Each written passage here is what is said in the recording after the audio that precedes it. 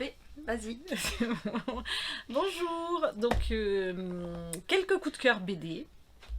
Et je vais commencer avec La Baleine Bibliothèque, qui a été un coup de cœur commun. C'est entre la BD et l'album, c'est un peu un objet atypique, euh, multi-âge, enfin voilà, intergénérationnel.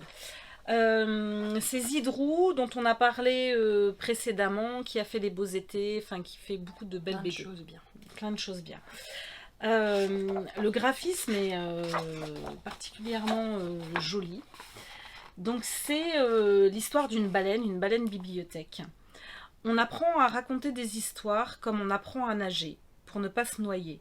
Aussi laissez-moi vous conter l'histoire d'une grande amie à moi, une baleine vraiment pas comme les autres. Derrière son sourire se cachait la plus grande bibliothèque des mers. Voilà, alors j'aimerais vous lire tout le texte, mais en fait, c'est un petit peu long et puis on va pas faire ça ce soir.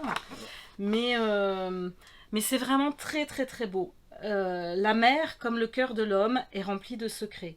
Mais l'homme, quand son cœur déborde, peut prendre la plume et sur la plage d'une page jeter ce qui lui pèse trop.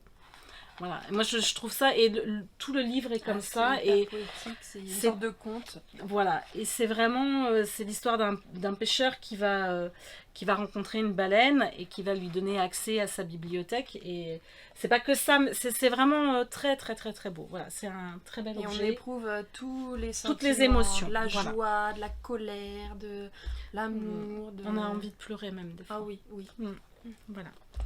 Donc c'était notre coup de cœur à toutes les deux. Je continue. Oui. Le divin scénario. Alors Aurélie l'a pas encore lu, mais elle va bientôt le lire ce soir, parce qu'il faut qu'elle le lise. C'est une petite pépite.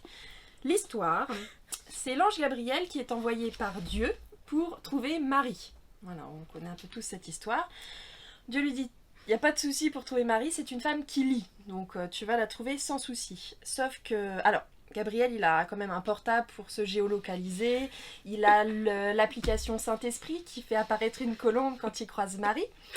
Voilà, il est bien équipé, et sauf qu'il va traverser les époques, et dès qu'il voit une fille qui lit, il fait « c'est Marie, je l'ai trouvée ».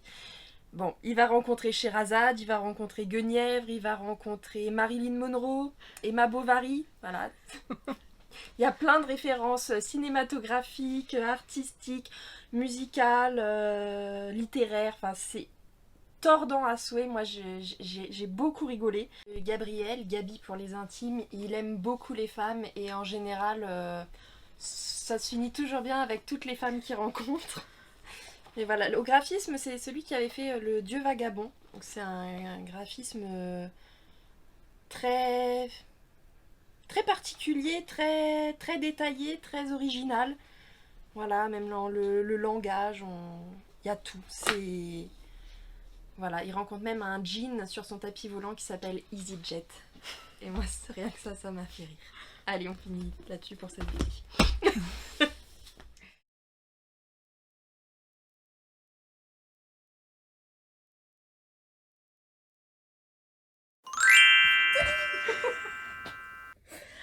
Alors, on voulait vous reparler de deux BD dont on a déjà évoqué les sorties. Entre les lignes, qui est un coup de cœur collectif. Donc, on va suivre trois générations, les trois générations d'hommes, pardon. En fait, le père va trouver des lettres de son propre père dans une malle au moment de son décès, et il découvre qu'il aurait peut-être une sœur quelque part. Et donc son fils va l'aider à retrouver, à partir sur les traces de ce grand-père et de cette peut-être sœur. Voilà, c'est vraiment une BD émouvante et très très très intelligemment faite, qui nous permet de voyager dans deux époques différentes et qui est vraiment très très très très bien. Et qui peut faire écho à beaucoup de personnes, parce qu'on suit ce grand-père qui va donc être capturé pendant la Seconde Guerre mondiale en Allemagne, qui va être prisonnier allemand. Et donc je pense, enfin, ça peut faire écho à À beaucoup de choses. beaucoup de choses, Ouais, voilà. d'histoires personnelles. Voilà. Et puis de construction de l'identité quand on... Voilà. Et là, c'est une BD où il y a de la lecture. Vous ne mettez pas 30 minutes à la lire. Ah non, là... Là, il y a du contenu. Pas, parce qu'on n'est pas dans les autres. Vas-y. Bref, je m'enfonce. On continue avec une BD très moins légère. Et on est libraire. Oui. Grand silence. On est dans une ville où de nombreux enfants subissent des violences au quotidien. Mais leur cri, leur douleur est capturée par cette usine qui s'appelle Grand Silence. Et une maîtresse qui a subi elle aussi des violences va voir ces enfants qui vont mal, va pouvoir les repérer et elle va se décider à agir en faisant exploser l'usine.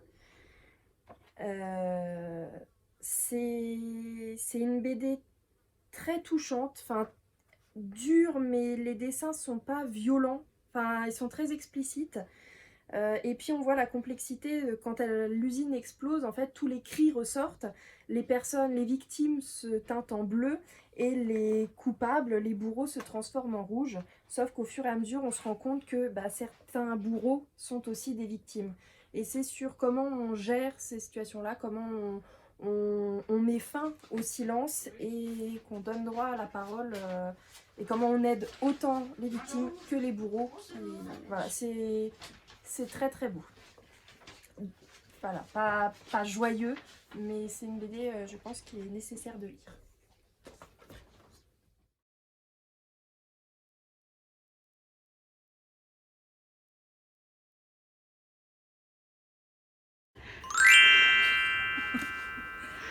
Le retour. Et donc une dernière qui est aussi un coup de cœur, Aimé de Jong qui a fait un énorme travail de recherche et qui nous emmène en 1929 aux États-Unis sur une région agricole particulière qui va connaître une grande sécheresse et qui, suite à une surexploitation, va se transformer en champ de poussière en fait. Et l'État envoie des photographes pour faire des reportages pour que la population américaine se rende compte des conditions de vie de ces paysans. Et donc on va suivre ce photographe. C'est un travail remarquable au niveau du graphisme. Il y a des incrustations de vraies photos dans la BD. C'est une BD émouvante, historique, vraiment touchante, c'est magnifique. C'est vraiment une très belle BD qu'on vous recommande chaudement. C'est un travail remarquable. Voilà, à bientôt!